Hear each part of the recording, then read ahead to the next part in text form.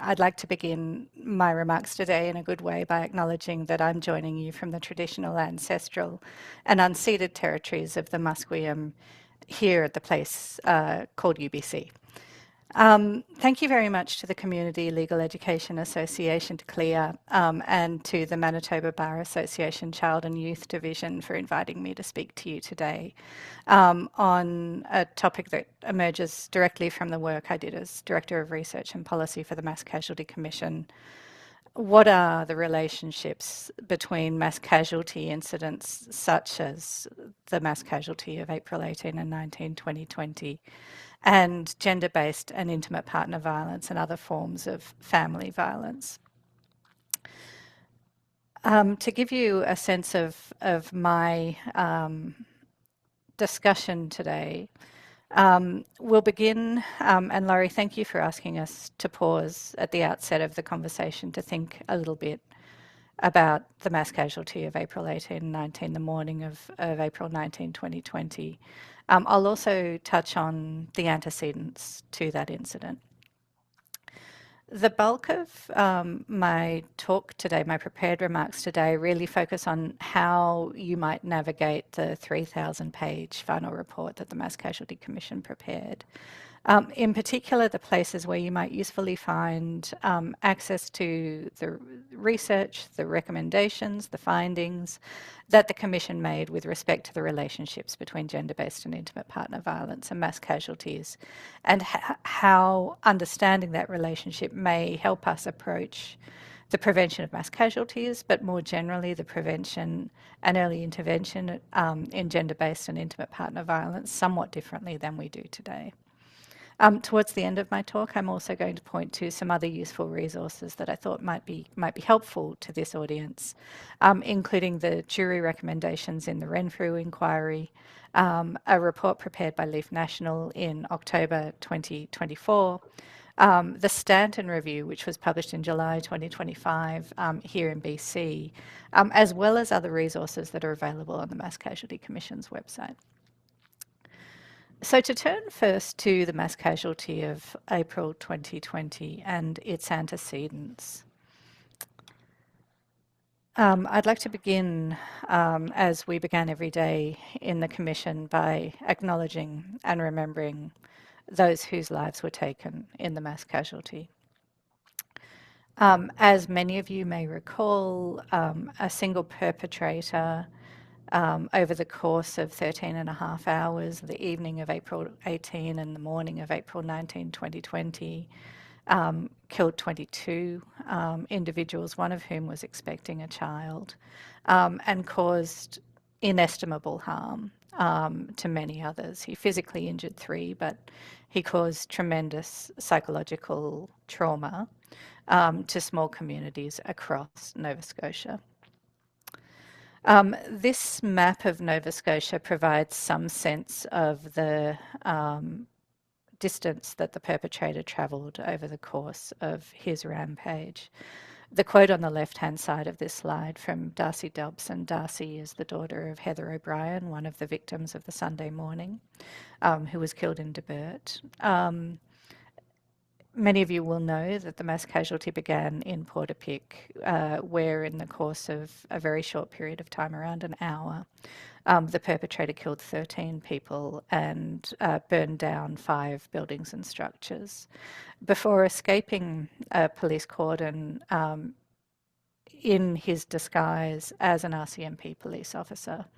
The Commission and work by the RCMP established that he had gone to a place near Debert where he spent several hours overnight before early on the morning of Sunday the 19th, driving up to Hunter Road in Wentworth, shown towards the north of this map, where he killed 2 acquaintances, and then proceeded in a generally southerly direction towards Dartmouth and Halifax, which appear kind of towards the south of your slide if you're not familiar with the geography of Nova Scotia.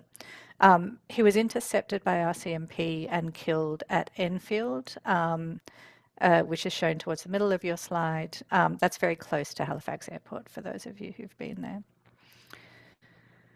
It's not my intention today to focus in great detail on the events of April 18 and 19, 2020, although the final report of the Mass Casualty Commission certainly provides a detailed account of those events. It is important in the context of today's conversation to identify that the perpetrator had a serious history of violence and access to illegal firearms, as well as other forms of criminal behaviour, including financial misconduct. On this slide, I have reproduced a timeline that's produced in the final report of the Mass Casualty Commission, which shows the occasions on which the perpetrator's violence and firearms came to the attention of police, either RCMP or the Halifax Regional Police, or to the attention of multiple police services. Of the incidents listed here, the 15 incidents listed on this timeline, only one resulted in charges. That was the first shown, actually, the November 1996. That incident in which the perpetrator assaulted a young man who was a stranger to him resulted in criminal charges and was essentially pled out on a conditional discharge, which entailed anger management and various things. None of the other incidents that came to police attention, including serious allegations about unlawful possession of firearms and serious allegations about intimate partner and gender-based violence, produced charges. On the left-hand side of this slide, two conclusions from the commissioners. The first is that over many years, the perpetrator's pattern of violent and intimidating behaviours and illegal acquisition of firearms gave rise to numerous red flags and missed opportunities for prevention and intervention. Secondly, that the perpetrator's pattern of violent and intimidating behaviour was facilitated by the power and privilege he experienced as a white man with professional status and substantial means. Intimate partner violence was a significant part of the perpetrator's history of violence. The perpetrator's partner, long-term common law partner, Lisa Banfield, survived the mass casualty, but is described in the Mass Casualty Commission's final report as the first victim. The reason why she's described in that way is because the perpetrator's first act of violence on the night of April the 18th was a very serious assault on Lisa Banfield, which left her with broken bones, serious injuries, in hospital for a number of days after the mass casualty. She escaped that assault and an unlawful incarceration and spent several hours in the freezing cold woods in Portapique, hiding from the perpetrator. She became an extremely important witness for the Commission in its efforts to understand the perpetrator's psychology and history and the pathway to this mass casualty.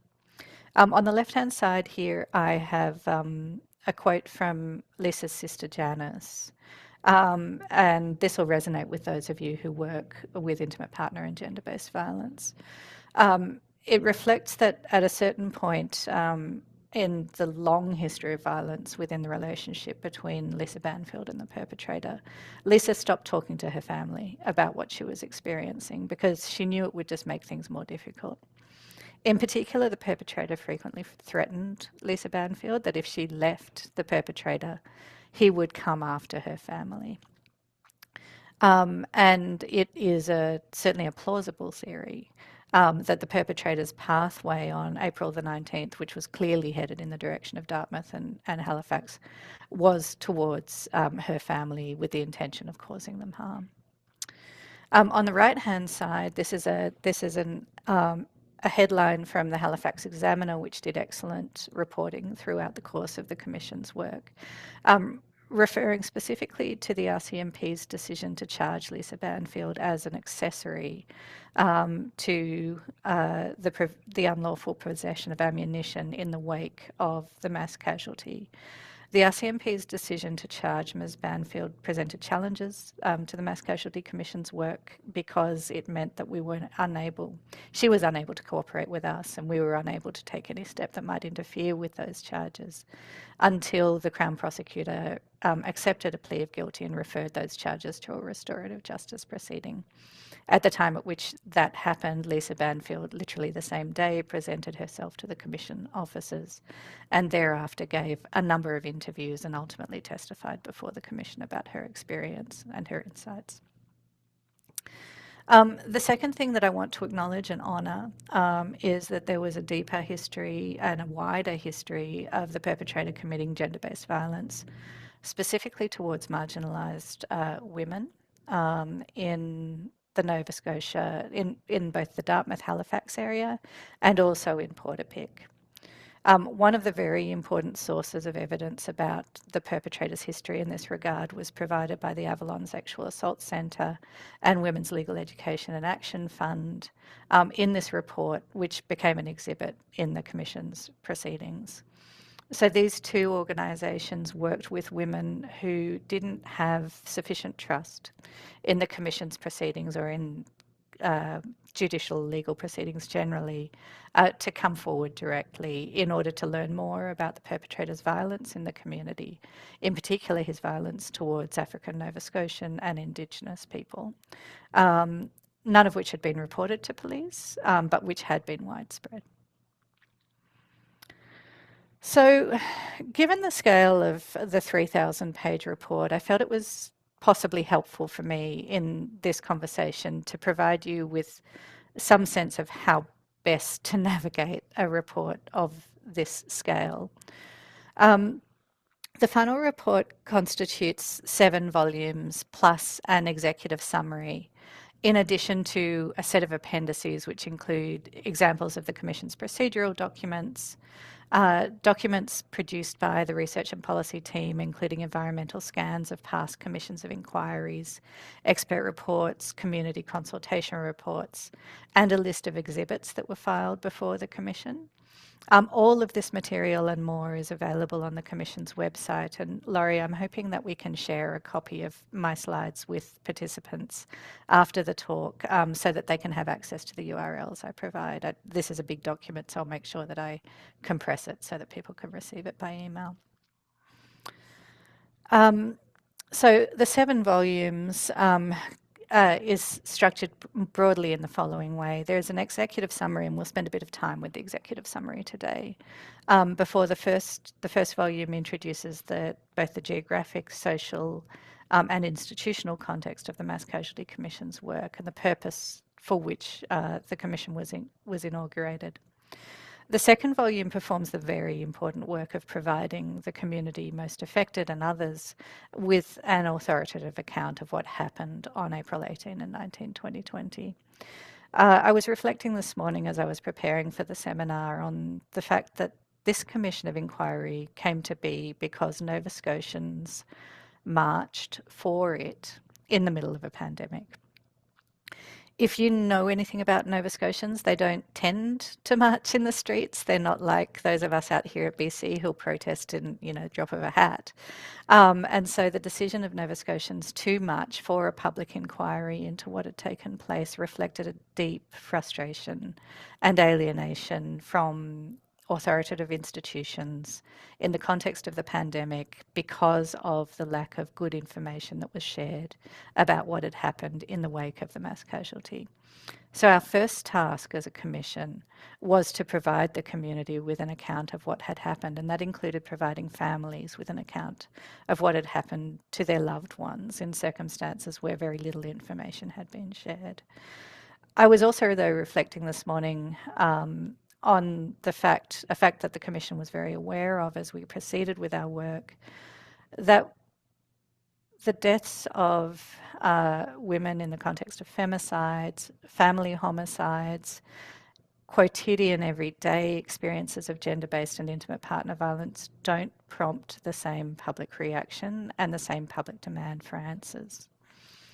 The Orders in Council for the Mass Casualty Commission directed the Commission to consider the relationship between gender-based intimate partner and family violence and mass casualties. I believe the Commissioners would have done so whether or not that direction existed, but the Commission team was well aware of research that showed very strong connections between those phenomena and felt that part of our responsibilities as a team was to document the failings that exist with respect to more quotidian but not less serious everyday experiences of gender-based and intimate partner and family violence, the lack of supports and understanding directed towards that phenomenon within policy, by communities, and the production of mass casualties when those earlier intervention moments and opportunities fail us. So the three middle volumes of the report are dedicated then to the three aspects that are at the heart of the Mass Casualty Commission's mandate. The first studies the phenomenon of violence, including mass violence and also gender-based and intimate partner violence. That's volume 3. Volume 4 focuses on community safety and what it takes to build community safety and to enable communities to foster their own safety in an effective way. The 5th volume is dedicated towards policing. The 6th volume focuses on what it will take to implement the Commission's final recommendations, while the 7th provides a record of the process, followed by the Commission, the decisions that it made about how best to implement its mandate and establish a factual and policy record necessary to do its work. Something I want to draw your attention to, if you're interested in finding particular parts of the report, is that Part D of the executive summary contains an overview of the entire report. And this portion that I've reproduced here on this slide, between pages 100 and about 145, really set out the structure of the ultimate final report in some detail. And so if you're not sure where to look for a particular discussion of a particular issue you might be interested in, that's a really good place to start.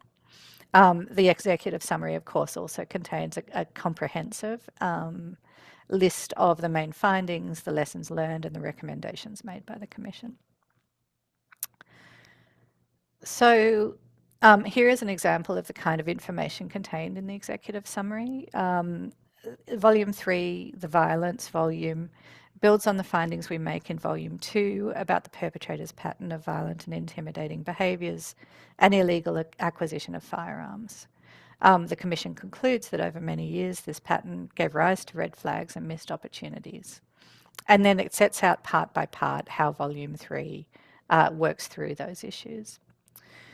So Part A focuses particularly on the perpetrator's personal history. It also provides a sense of what each chapter specifically focuses on. So Chapter 6, which is contained in Part A of Volume 3, examines why and how concerning behaviour was seen in the perpetrator, yet interventions were either absent or ineffective. The commissioners share what they've learned about dynamics in these kinds of situations that inhibit reporting and taking action, as well as the patterns in the responses of police and other authorities. And again, make the point that the perpetrator's privilege and status as a wealthy white man contributed to his seeming impunity from adverse official or social consequences from his violence. Of course, official consequences there, including criminal consequences. So let's turn to look at those parts of the report that specifically speak to the relationships between gender-based and intimate partner violence and mass casualties. These relationships and the implications of the Commission's findings about the existence of these relationships are really woven through that they're introduced most thoroughly in Volume 3, the volume that focuses on violence, but they're then woven through volumes 4 and 5 as well. And so we'll look at what arises in each of those contexts. So Part B of Volume 3 focuses on what we know about mass casualty incidents from the research that's been conducted here in Canada and abroad, and it includes extensive information about the research commissioned by the Commission itself into this question. I will note, and I'll loop back to this at the end, that all of the expert reports that were commissioned by the Mass Casualty Commission are also available on the Mass Casualties website. Many of them are tremendously helpful. Volume 3 contains several chapters. One looks at the state of research into mass casualty incidents, its strengths and weaknesses, and the gaps that exist in our knowledge. Chapter 8 looks at questions about what we know of the psychology of perpetrators, and particularly whether the perpetration of mass violence can be predicted. The commissioners conclude at present we can't predict the perpetration of mass violence, and we need to be cautious in our use of psychological profiles in order to attempt to do so. Chapter 9 turns to what the commissioners, I think, conclude is the more fertile ground, which is to look more closely at the sociology of mass casualty incidents, the patterns that exist in their perpetration, and what those patterns suggest about how they may effectively be prevented or at least minimised moving forward. So as an example, and to kind of drill a little further down into chapter 9, which focuses on sociology, this chapter looks at the gendered aspects of mass casualties. Mass casualties are overwhelmingly, almost exclusively, 98%, committed by men. They consider the very strong evidence that the Commission heard that in most instances, the perpetrators of mass casualties here in Canada and in other jurisdictions have a history of gender-based and family violence, and many mass casualty incidents begin as an incident of family violence, as did this one. The commissioners then turn their lens on questions of masculinity and mass casualty, aided by a number of expert reports that they commissioned for that purpose. Before considering the role of gun culture, I'm sure that you'll be well aware that we see a growing phenomenon of mass casualties committed by other means, including vehicle and knife. And so acknowledging that guns are not the only means used by perpetrators to commit mass public violence. So the bottom line, the commissioners concluded that mass casualties are infrequent, but that women, children and other marginalised people and communities experience violence every day.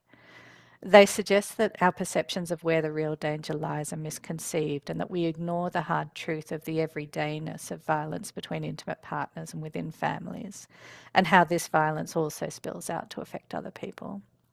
They identify that gender-based violence is ubiquitous and underreported, and suggest that for far too long we've misperceived mass violence as our greatest threat. The amount of policy money and research attention that is dedicated towards preventing public mass violence, without considering its relationship to other more pervasive forms of violence, of which many more people are victimised. Let's name that. The commissioners concluded that we focus on public violence, mass public violence, to the exclusion of other forms of violence at the expense of public safety and community wellbeing.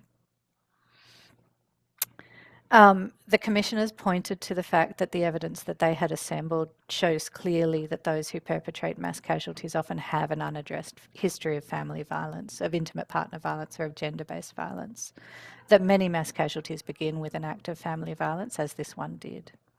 And that the social and cultural misapprehension that these kinds of violence are distinct from one another is mirrored in institutional practices and priorities, particularly in policing, in the media, and in the delivery of public services, including health services. The commissioners concluded that strategies to prevent or reduce the incidence of mass casualties must focus on ensuring the safety and wellbeing of all community members.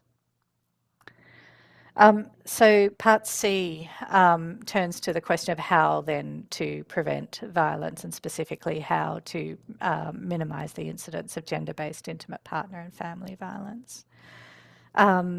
Chapter 10 calls, as have others, on the Canadian government, the Nova Scotian government, to declare an epidemic of gender-based intimate partner and family violence.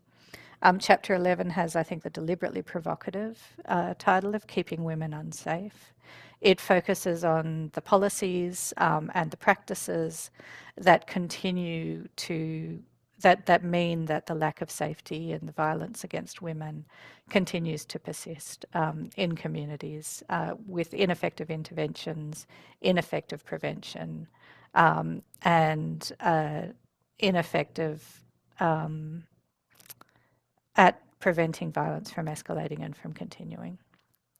And in particular, I think that the dot point knowing and doing refers specifically to the fact that we know what we need to do to reduce the incidence of violence against women, but we're not necessarily doing it. I should also pause here to acknowledge that the commissioners define women expansively to include all those who identify as women and to us LGBTQ non-binary people in addition. The last chapter of Part C of Volume 3 calls on a collective responsibility to act to address gender-based intimate partner and family violence. It invites governments to work together to mobilise a society-wide response that centres the experiences of women, puts safety first, and builds up robust accountability for institutions working in this space. So the bottom line is that the commissioners delineate collective failures to prevent women from gender-based violence. And they look at the state of knowledge about risk factors, barriers to reporting, the ineffectiveness of many current interventions, and growing knowledge about coercive control. Their conclusion is that failures to protect women, girls, two-spirit, lesbian, gay, bisexual, transgender, queer, intersex, and additional sexually and gender diverse people from gender-based violence cannot be attributed to a lack of knowledge. And again, I'm conscious that you are a very expert audience in this respect, and that will resonate, I hope, with you. The commissioners also note that throughout Volume 3 they offer recommendations for a path forward to preventing mass casualties through a fundamental reorientation of collective responses to gender-based intimate partner and family violence. Chapter 12 sets out lessons learned that can help to achieve that fundamental reorientation. Mobilising a whole of society response, situating women's experience at the centre, putting safety first, and taking accountability seriously. The commissioners note that putting safety first necessitates lifting women and girls out of poverty, decentering the criminal justice system, emphasising primary prevention, and supporting healthy masculinity. So Volume 4 on community safety really builds on that understanding of mass casualties as an extreme manifestation of more everyday forms of gender-based intimate partner and family violence. The structure of the community safety volume includes Part A, which focuses on the specifically rural community context of this mass casualty and is particularly concerned about what we heard from experts is often described as the anti-rural bias in policy, the ways in which much policy focuses on the needs and experiences of those who live in urban environments.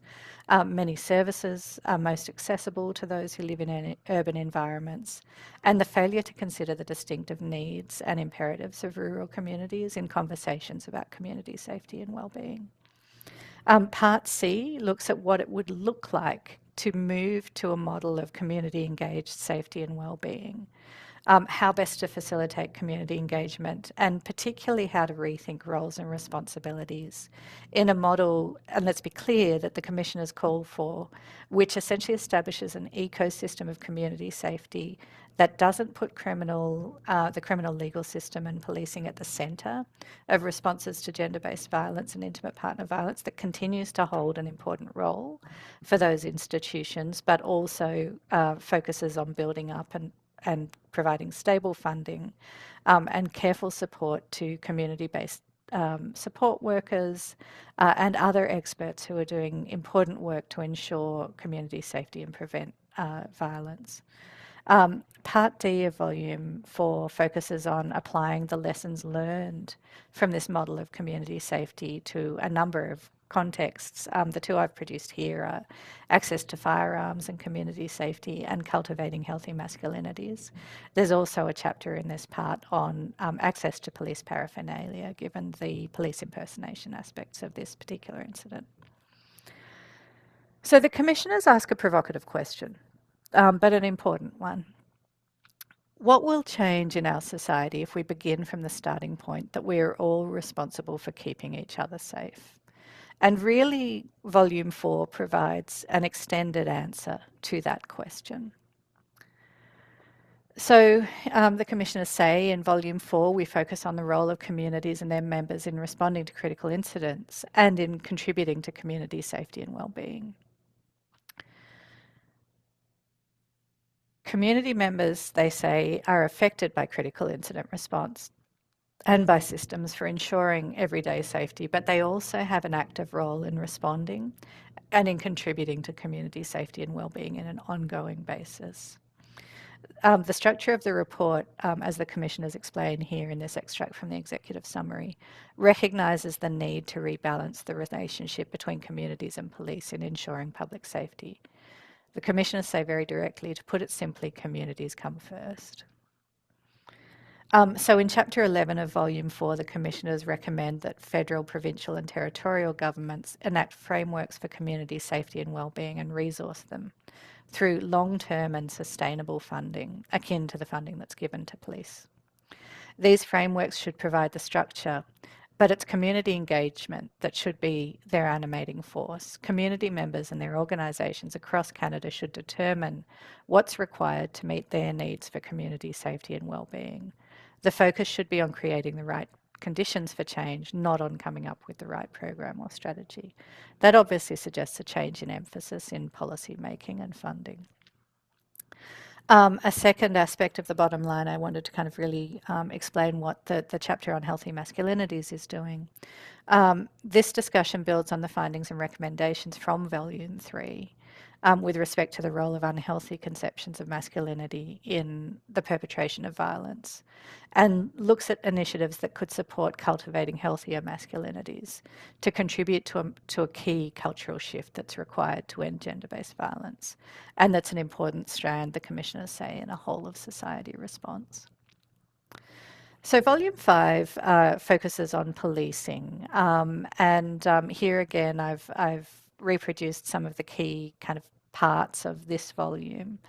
Part C considers how we might reimagine or better understand the role of policing in Canada. So this, again, somewhat provocative title, What Are the Police For? Really, I'll come to it in a minute, but is a kind of a consideration of the role and the responsibilities that police have in a democratic society, such as Canada's. Chapter 10 looks at specifically at the RCMP's rural policing and the role of community voices in the RCMP's approach to policing.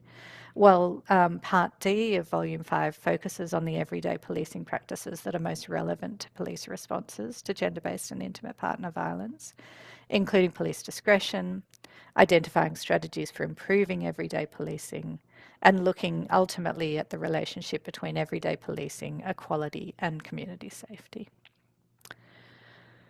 So, the Commissioners explain in Part C of Volume 5, we address fundamental questions about the role and structure of police agencies in Canada. In Chapter 9, considering what are the police for, the Commissioners suggest that establishing clear answers to that question is a precondition to democratic deliberation about the functions the police serve and how they do their work. They adopt and recommend 8 principles of policing that address the role of police in a democratic and inclusive society. Chapter 9 also explains how lessons learned and not learned by police and other government agencies from past reports and the efforts made and not made to implement and sustain this learning have shaped our work and recommendations.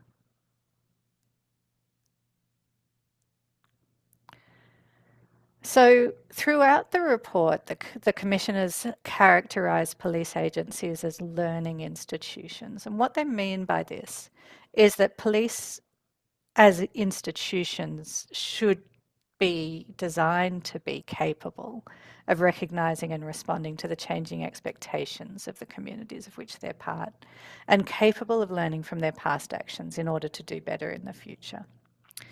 So this is a key sort of epistemological or philosophical orientation that really shapes the entire report, but particularly Volume 5. And it becomes important when we turn to Part D of Volume 5, the everyday practices of policing.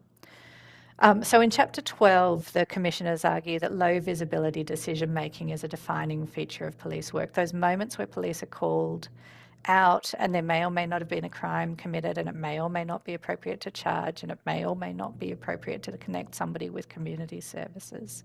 And that the exercise of discretion in that moment is a particular characteristic of the work that's performed by frontline police officers.